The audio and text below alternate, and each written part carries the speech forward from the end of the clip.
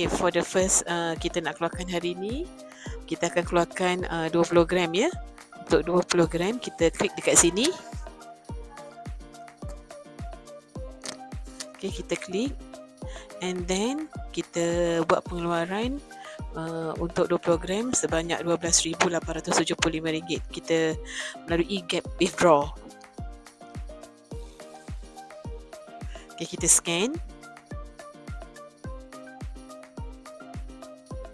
Tekan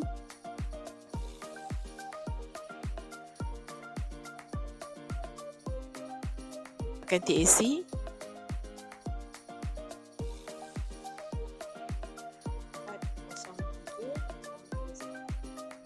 Okay, proceed.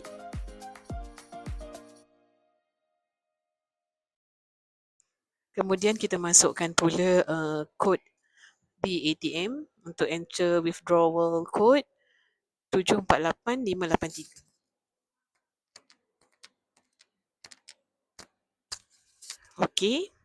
So untuk pengeluaran kos premium gold premiumnya kita bayar ya. Untuk pengeluaran kita bayar guna MyDebit.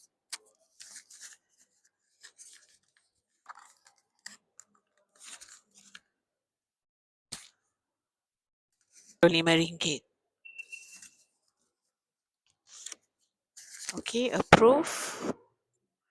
Sekarang kita tunggu processing dispense item.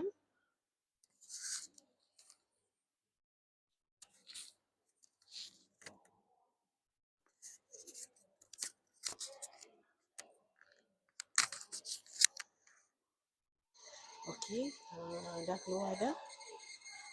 Kita boleh ambil. Ni dia.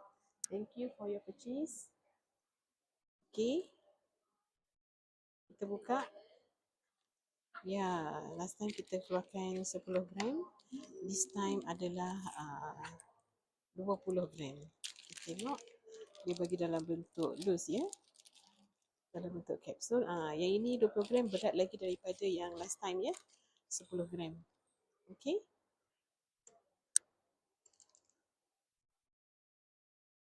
Kita boleh tengok dekat belakang pun ada tulis. Di belakang 20 gram. Thank you for your purchase.